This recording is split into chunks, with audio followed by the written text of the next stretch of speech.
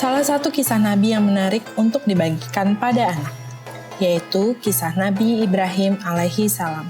Kisah Nabi Ibrahim alaihi salam ini merupakan awal dari ajaran Islam untuk menyembelih hewan kurban saat Hari Raya Idul Adha. Nabi Ibrahim mempunyai 2 orang istri yang bernama Siti Sarah dan Siti Hajar. Dari pernikahan Nabi Ibrahim dengan Siti Sarah, mereka berdua mendapatkan putra yang diberi nama Ishak. Namun, Siti Sarah baru dikaruniai anak beberapa tahun setelah anak dari istri kedua dilahirkan. Istri kedua yang bernama Siti Hajar dikaruniai anak laki-laki lebih dahulu. Nabi Ibrahim memberi nama anak pertamanya Ismail. Awalnya, Siti Sarah merasa sedih jika harus tinggal bersama dengan Siti Hajar karena ia belum bisa memberikan keturunan pada Nabi Ibrahim. Hati Siti Sarah pilu saat melihat Siti Hajar bermain dengan Ismail.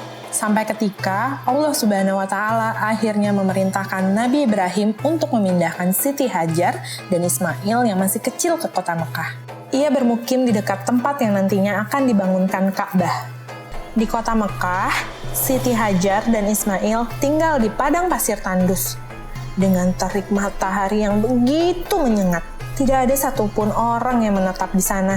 Siti Hajar pun begitu cemas dan sedih ketika Nabi Ibrahim akan meninggalkannya seorang diri bersama anaknya yang masih sangat kecil di tempat sunyi. Tidak ada orang sama sekali, kecuali hanya pasir dan batu. Seraya merintih dan menangis, ia memegang kuat-kuat baju Nabi Ibrahim sambil memohon belas kasihannya, meminta agar tidak ditinggalkan seorang diri di tempat yang begitu hampa. Padahal Siti Hajar masih menyusui Ismail saat itu. Di sana tidak ada binatang, tidak ada pohon, bahkan air mengalir pun juga tidak terlihat di tempat itu. Namun, Nabi Ibrahim alaihi salam tidak bisa berbuat apa-apa dan tetap meninggalkan Siti Hajar beserta Ismail di Mekah. Lalu atas perintah Allah Subhanahu wa Ta'ala, maka Nabi Ibrahim pun kembali ke negeri Syam pada istri pertamanya, yaitu Siti Sarah. Nabi Ibrahim kemudian melanjutkan perjalanannya dan sampai pada sebuah bukit. Saat Nabi Ibrahim tidak dapat melihat Siti Hajar dan anaknya lagi, Nabi Ibrahim kemudian menghadap ke arah Ka'bah. Lalu ia berdoa untuk istri dan putranya dengan mengangkat kedua belah tangannya. Kala itu, ia berdoa dengan sungguh-sungguh untuk keselamatan istri dan anaknya. Sementara Siti Hajar yang berada di gurun pasir berusaha menenangkan bayinya. Siti Hajar kemudian langsung menyusui Ismail. Ia minum air persediaan yang dibawanya. Hingga suatu ketika Siti Hajar kehabisan air. Ia pun sangat kehausan sehingga air susunya pun kering. Ia memandang kepada Ismail, bayinya yang sedang meronta-ronta kehausan. Siti Hajar pun berusaha mencari sumber air. Dalam usahanya mencari air, ia berlari ke sana kemari sampai ke bukit Safa dan Marwah. Siti Hajar pun sangat berharap bisa mendapatkan sesuatu yang bisa menolongnya. Tetapi hanya batu dan pasir yang ia temui di sana. Lalu dari bukit Safa, Siti Hajar melihat bayangan air yang mengalir di atas bukit Marwah. Kemudian ia berlari ke bukit Marwah. Tetapi setelah sampai di sana, yang dikiranya air ternyata hanya bayangan. Siti Hajar pun mendengar ada suara yang memanggilnya dari bukit Safa. Pergilah ia ke tempat itu. Namun, setelah sampai di bukit Safa, ia tidak menjumpai siapa-siapa. Siti Hajar terus mendengar suara yang mengarah pada tempat di mana Ismail dibaringkan dalam keadaan menangis sambil meronta-ronta dan mengentak-entakkan kakinya. Tiba-tiba, di dekat Ismail berbaring, memancarlah mata air. Air terus keluar dengan melimpah. Melihat mata air tersebut, Siti Hajar pun langsung berlari tergesa-gesa untuk menampung air tersebut. Disebutlah air yang melimpah itu dengan air Zam-Zam yang artinya berkumpul. Melihat air yang berlimpah, Siti Hajar sangat gembira. Ia langsung membasahi bibir putranya dengan air tersebut. Seketika wajah Ismail terlihat sangat segar. Begitu pula dengan Siti Hajar. Wajahnya terlihat kembali bersinar. Ia merasa senang karena Allah Subhanahu wa Ta'ala telah memberikan bantuan dengan memberikan kehidupan setelah dibayang-bayangi oleh kematian. Mata air tersebut kemudian berubah menjadi sebuah telaga dan sampai saat ini disebut dengan Telaga Zam-Zam. Usaha Siti Hajar mencari air tidak sia-sia.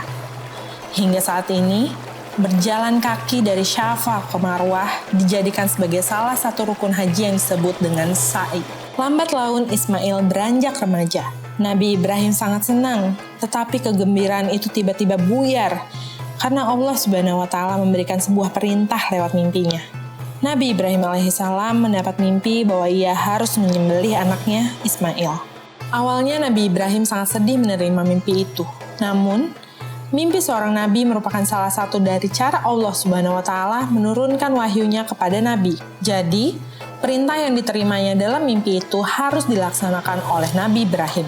Mengetahui perintah itu, Nabi Ibrahim duduk dan termenung memikirkan ujian dari Allah Subhanahu wa Ta'ala yang begitu berat. Sebagai ayah yang baru saja dikaruniai seorang anak setelah puluhan tahun didambakan, tiba-tiba harus dijadikan kurban dan harus direnggut oleh tangannya sendiri. Dengan berat hati, Nabi Ibrahim kemudian menyampaikan mimpinya kepada Ismail. Mendengar perkataan Nabi Ibrahim tentang mimpinya, Ismail tanpa keraguan sedikit pun mengatakan, "Ayah, kerjakanlah apa yang telah diperintahkan oleh Allah Subhanahu wa Ta'ala."